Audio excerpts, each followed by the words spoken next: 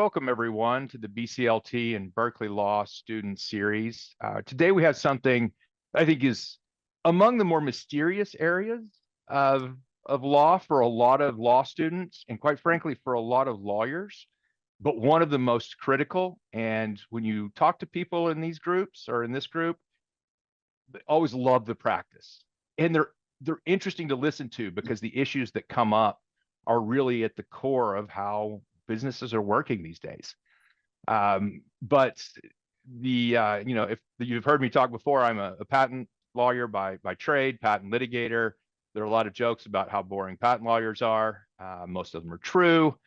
There are a lot of jokes about tax lawyers too. And my experience tells me those are probably unfair. And we have again, I can make fun of my own patent lawyer kind, because we do come with a special host of issues. But the tax lawyer piece of it really varies from firm to firm, and what we have from client type to client type. And Wilson Sonsini is bringing us one of the pieces you won't see in law school, and it's really hard to understand from the outside. What does the tax practice look like in an emerging company world for small and mid-sized companies? It's wildly different than working for a General Motors.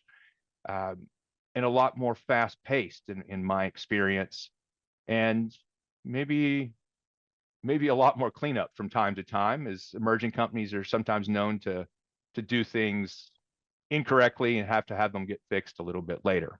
So Wilson brought his two of their attorneys, and I love this because you've got one from Palo Alto, Myra Santanto Shen, and then from Seattle, Han Shen. And the nice piece of this is you can see the balance between working in two offices and how that practice may vary. Han is an associate in that office, Myra's partner here in Palo Alto. How the practice may vary from one market to the other, or how it may not vary. I think you might be surprised. So with that, I want to kick off with just an open discussion about, for those students that have just basically had tax law as a class, it's hard to visualize what you do from day to day. Nothing in that class prepares you for the day-to-day practice. So tell us kind of what you do as a partner, what you do as an associate on a typical day, a typical week, typical month. Yeah, so maybe to start, I'll say that there's, roughly speaking, 3 different kinds of tax practices. There's tax controversy, there's tax structuring or international tax, and there's transactional tax. And at Wilson, we are transactional tax lawyers. We do almost everything that we do is either transaction-based or it's general corporate counseling. And so the most of our work is transaction-based. As I said, it's a lot of M&A, a lot of debt and equity financings. And so we're talking to lots of different companies, from small companies, the very smallest 2 founders in a garage kind of companies, all the way to the biggest public companies in the tech space, and counseling them mostly on transactions. So it's fast-paced. M&A moves quickly, and we follow the M&A timelines. And it's very varied in the sense that we're jumping from client to client, kind of jumping in, working on a transaction, and jumping out. That may mean we're billing to 4, 5, 8, 10 matters a day. They're all different matters. We're talking to all kinds of different people. That could be the VP of tax at a big public company, or the founders of this small company, or anyone in between. And it's engaging, it's fast paced, but it is kind of like having a buffet of work. It's a lot of little things, as opposed to a nice long sit down meal with only 1 or 2 or 3 entrees. Yeah, I agree with what Myra said, and thanks for that level setting on this. So as an associate, I would do some basic part or the first draft of the documents. So I think the work can generally be categorized into 4 buckets. One is documentation, like reviewing or drafting documents. The second is research. There's some nuanced situations or novel issues that require research to corroborate. And I personally feel that it's a great way for junior associates to develop their knowledge base. And the third bucket is calculation. So it's not too much, but it does happen. And we need to do some calculation using the spreadsheet to analyze whether the company meets some numerical tests. And the fourth bucket is communication, which includes either internal communication with colleagues from other practice groups or external communication with clients or advisors from other organizations. So as an associate, I do the first three buckets of work mostly, but I understand as one gets to a senior level gradually, there will be more meetings and communication work. So I think that's, again, an interesting piece that's not always visible, is that it's a transaction practice that in the middle of all of these deals, there's always going to be, or at least there always should be, a tax advisor helping keep the business people out of trouble, maybe keeping the tech transaction lawyers out of trouble. Yeah. That's fair. I think that's fair because no one else has that knowledge or specialty. And that means, if you're working with emerging companies and working with lots of deals, you follow, I like what you said, you follow the deal flow. It's not like there's a tax time around the end of the year that you've got to do things. It's a daily, I need to fix this problem for somebody to make sure this transaction goes through, which is maybe not intuitive for the way people approach law school tax class. Yeah, it's interesting because it's sort of a hybrid practice. It has a lot of, I think people think of tax as very intellectually stimulating, which it is. There's a set of rules and the rules are extensive. There's the code and the regulations and the case law that as Han mentioned, we do a lot of research, we do a lot of looking at the code. But then there's also the day-to-day interaction with our corporate colleagues and with the clients, and that kind of business reality of keeping things moving and helping our corporate colleagues and our technology transaction colleagues keep deals moving and really advising the client from a business perspective is part of what makes, I think, our job really interesting and really fun from a day-to-day perspective. Yeah, and I think, Rainey, you raised an interesting point, and it's a good observation, which is that, so we as transactional tax lawyers, what we do is different from the tax advisors of the company. So it circles back to what Myra said. There are tax advisors, maybe CPA firms, who advise on the tax filings of the company or the internal tax structure. We don't do that. But there are still quite a lot of tax work in the transaction.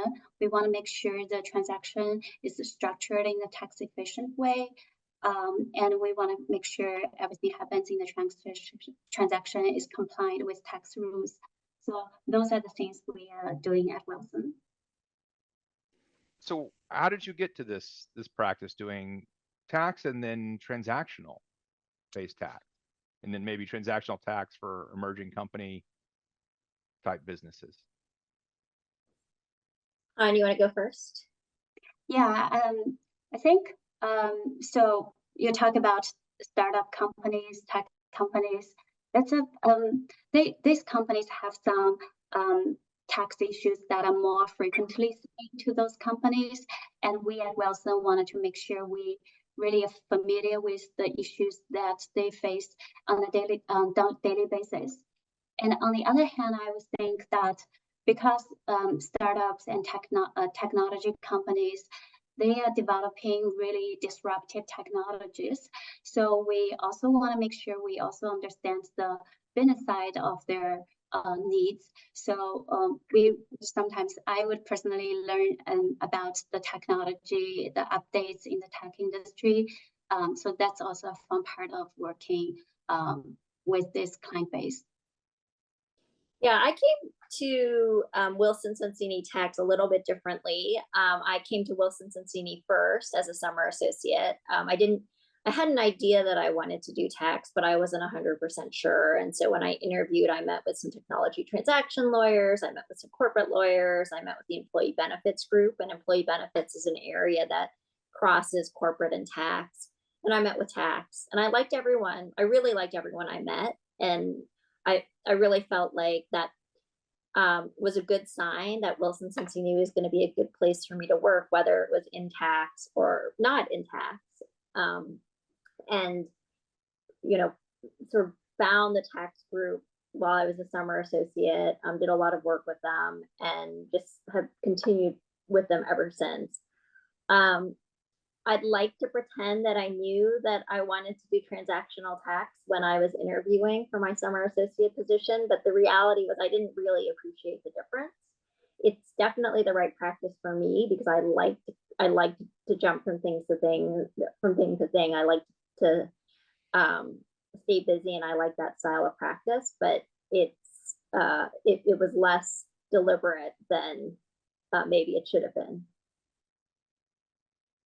Well, it sounds like it was at least deliberate, and you knew the general area you wanted to get to, and then figured out how to match it from there. But I think there are a couple things I'd pull out of that so people recognize them. You had the general idea of tax, not the specifics, but you knew yourself well enough to recognize which types of work you would enjoy. Instead of one deal for 6 months, this kind of jumping from client to client. It is stimulating. Sometimes it's overstimulating in my experience. Because when everybody needs their problem solved at the same time. But that also makes it fun to get up in the morning. You never get bored in that kind of environment. But not everybody likes jumping from matter to matter. You work on 8 different things in a day. So it sounds like in the tax world, you can pick either one, but you need to understand your own style of work and what you'd want to do as you think about the type of tax practice you would enter. So when we extend on that type of tax practice, how does your practice vary based on the fact that you work mostly for technology companies?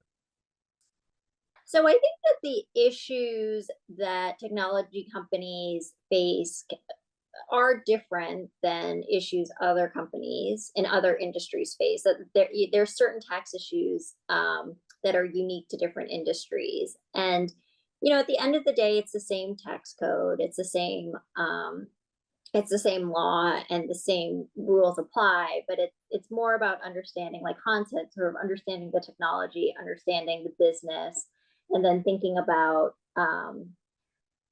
where to really focus in our analysis, what matters, what doesn't. And so I'll give an example. We do a lot of work with medical device companies.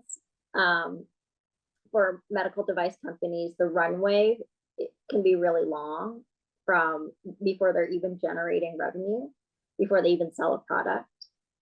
If there are no sales of products, then there can be no income tax because there's no revenue, and there can be no sales tax because there are no sales. So, when I'm talking to a medical device company, I'm thinking, are they at the point where they're generating revenue? Because if not, I'm thinking about different issues. Whereas with let's say a software company, an app company, they can generate revenue right away. They might not be profitable, but they can be generating revenue pretty quickly because all they have to do is develop the app and post it. They don't have a regulatory approval like a medical device company does. And so the framework there is different. We hire people sometimes from other industries or who represent companies in other industries where they are mostly used to working with profitable companies, and that's just not something that is that common in the tech space. So these are all kinds of it's like the law is the same, but I think one of the best parts about our lawyers is that we're applying the law to the business and really taking into consideration the needs our individual clients at the same time. Yeah, and I would say that's something I learned most when I started practicing compared to I was a law student. I already took some tax courses at law school. I understand the basics of the rules, but when you start practicing, you really need to think what matters to the company. So like Myra said, you need to understand the tax profile of the company, whether it is profitable or not, whether it has US tax shareholders or not. So that's the tax issues. Does it really matter to them? So these are the things that I learned most when I started practicing. It's a disturbing statement to many people to say their clients have no revenue, have no sales, have no income, in which is all true for every startup at some point in time. But it's very much the nature of the emerging company world. The old joke where I used to work was we represent two kinds of companies, emerging and submerging. That's a good one. It was good as long as you got your bills paid from the submerging ones before they completely submerged. But that is the nature of, I guess that's the nature of tech and nature of life sciences, and the wild ride that they bring is not every one of them will succeed. Not everyone's meant to succeed, but the ones that succeed big a lot of times. And you don't know along the way who's who. That's what makes it the wild ride. Out of the 8 people you work for, 2 of them may not be there the next year as companies.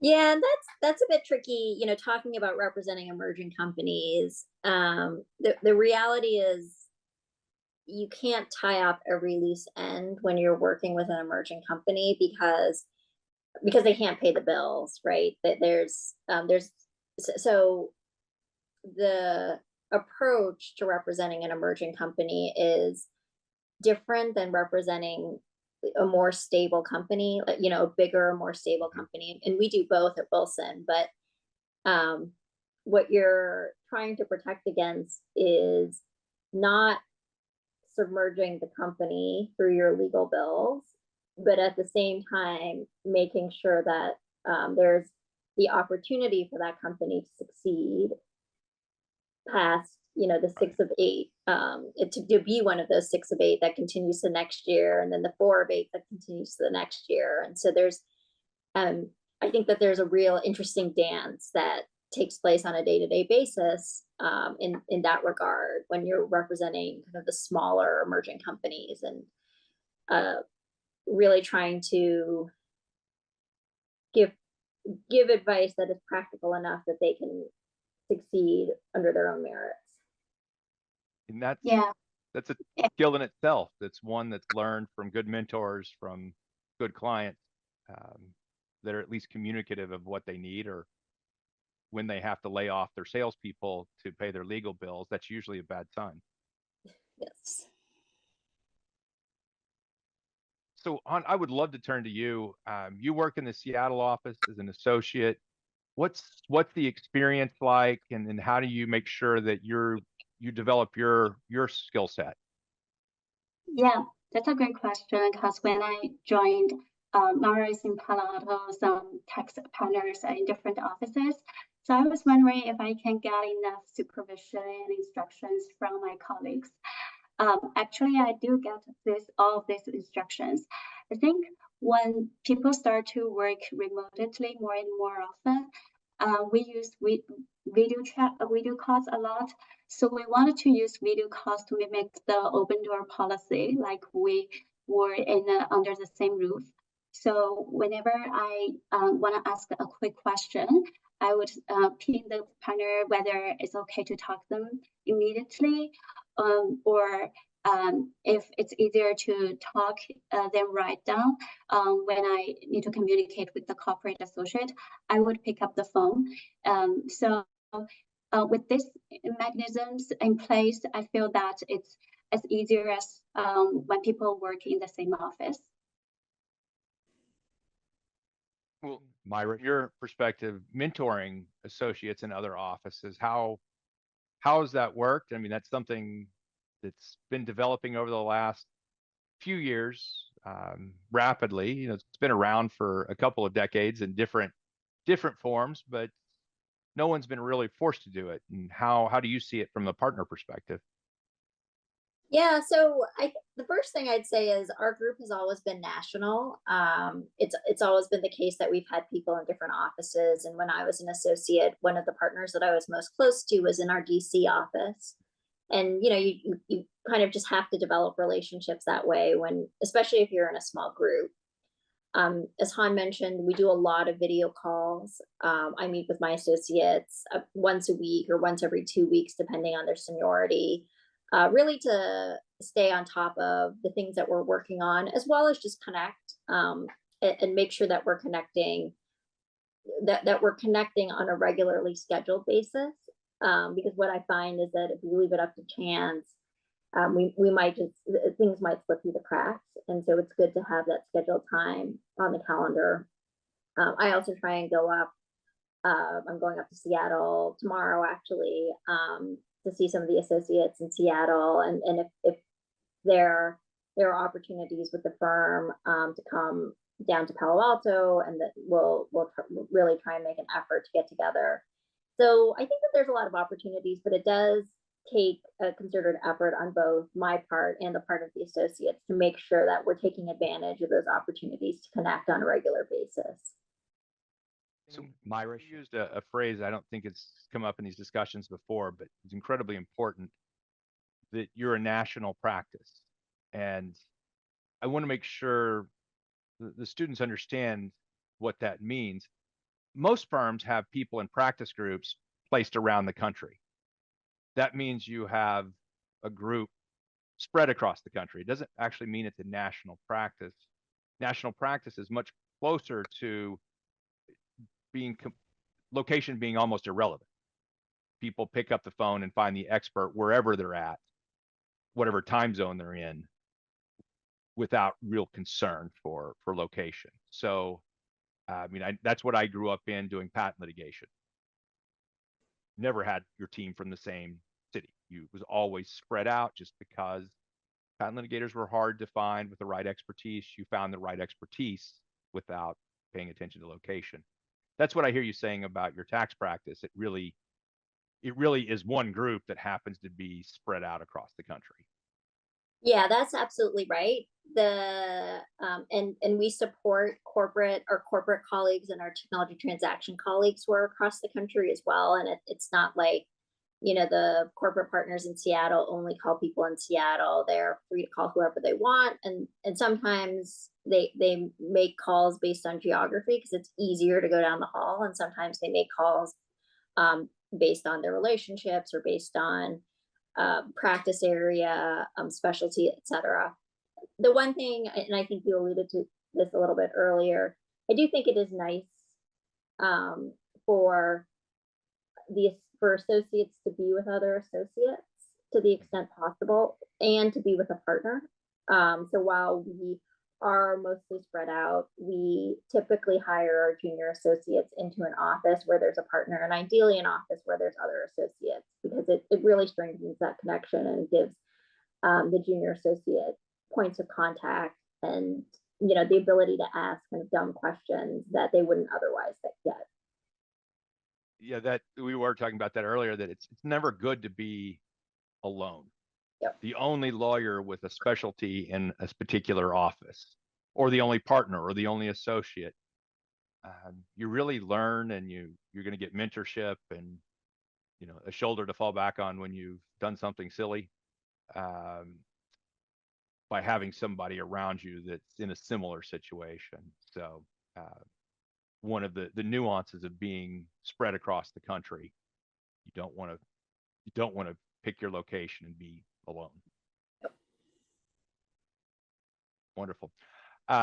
So I guess you mentioned it briefly, but how you engage with other practice groups. So you said this is transactional, it's tied to the tech transaction group, tied to the life sciences transaction group, or tied to the corporate group.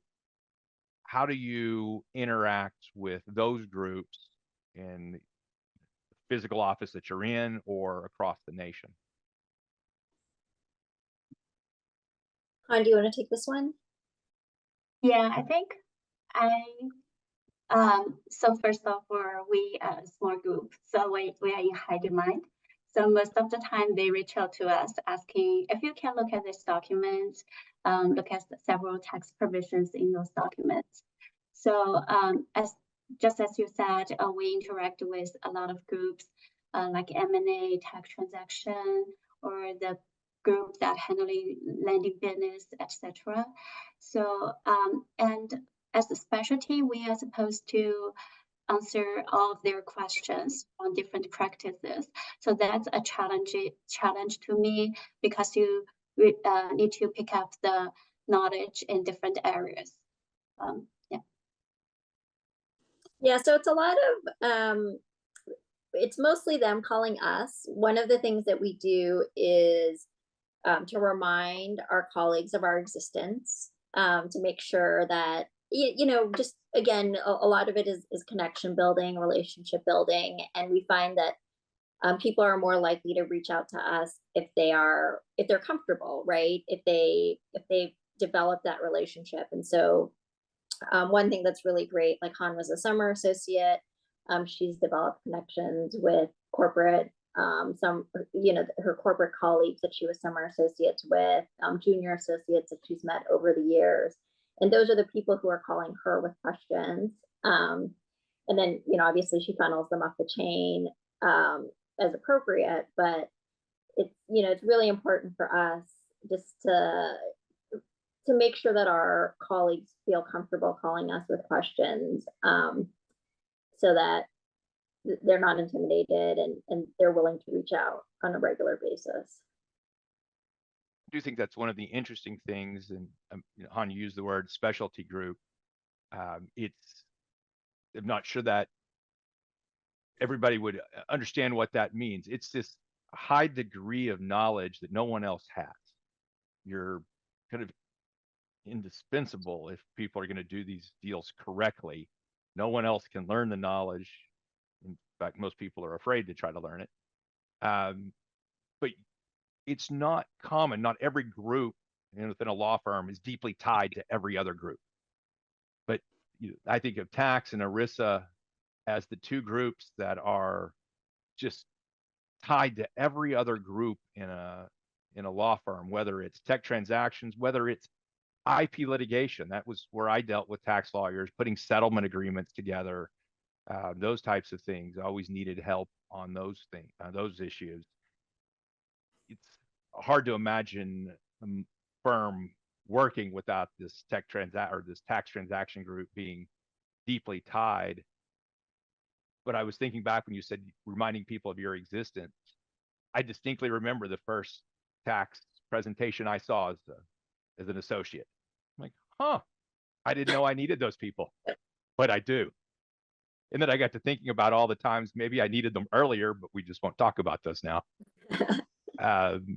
So it very much is a matter of people understanding what you can do for them and why they must have you on these deals, if nothing else, just to say you don't need us. But after that presentation, I never did another deal without a tax transaction lawyer looking at it and saying that you're okay here. So. Yeah, I think that's something that surprised me when I just started as well. And then I realized whenever there is a flow of cash or flow of capital, then there is potentially tax issues because one person receives something, then that might be income or something. So it's better to dig it out. And I think, as Myra just mentioned, we keep reaching out to our corporate and other colleagues from other groups so that they become cautious and start reaching out to us. Can you take a look whether there's any issue? Even though there's not, but it's a good practice. So the last piece I want to ask, we got a little bit of this before, but it's the kind of skill sets, the kind of personality traits that should think about the tax practice and the different types, tax controversy versus, or tax transaction. You mentioned one of the earlier pieces about, well, if you like tech transaction, then if you like fast moving multiple clients, multiple touches during a day, that really lends itself to the emerging company space or the deal space. But what else should somebody look at? They really haven't really thought about a tax practice, but this is kind of interesting. How should they see themselves, or what should they be asking themselves? I think one thing about tax, and whatever kind of tax you do, is it's a big puzzle. You're presented with a set of facts and you're pulling in pieces of the law from all different areas. And because it's very code based, there's a lot to pull in. And it's like, the thing that I like the most about it is you're trying to fit these pieces of the puzzle together to come up with an answer that really that works for the client, that is a reasonable outcome. One I think misconception about tax is we don't actually do a lot of, the goal of our practice is to align taxes paid with cash received. So we're trying to avoid is people having to pay tax when they haven't gotten cash. It's not so much a tax minimization practice. We're really just trying to align incentives. And I like that about our practice. It's really individual focused. We're trying to get the right outcome for our clients, not and the right being the fair outcome. And it feels good when not necessarily the lowest amount of tax paid, in the sense that we're really just trying to make sure that our clients vis-a-vis the government are treated fairly. And I think that's a nice part about our practice, is that we can relate to the people that we are trying to help, and that we're really trying to advise. Yeah, and I think another aspect of our practice doing transaction tax work is that you see a variety of transactions. So if you come from a certain corporate group, then you may focus more on a certain type of corporate work, like either VC financing or public company work. But because we need to support so many practice groups, we see a variety of transactions. So that is also an aspect of our practice. Well, wonderful. I want to thank both of you for joining us, because we started this discussion, people don't naturally think about tax and tech together, but they're linked together in every transaction that drives Silicon Valley, every life sciences transaction. It's just part of it. And it took me a long time in my career to understand that. And again, I worry about the mistakes I made before I understood that. But anybody that is thinking about this should at least explore it a little bit more, make sure they ask these questions, because again, it's not a natural connection for tech lawyers to think about this until they get to a firm that's doing this kind of work. And maybe they bump into it, but you can actually be proactive and lead with it. And I think you really see a lot of the tech transaction world, or a lot of the transaction world, goes through the tax department. So absolutely, as it should. So, well, again, we won't talk about the first few years when I didn't recognize that was true, but who knows? We all learn in our practice. So, but this has been wonderful. I really thank you for spending some time. I know the students, both at Berkeley and across the country, can benefit from this. So, thank you.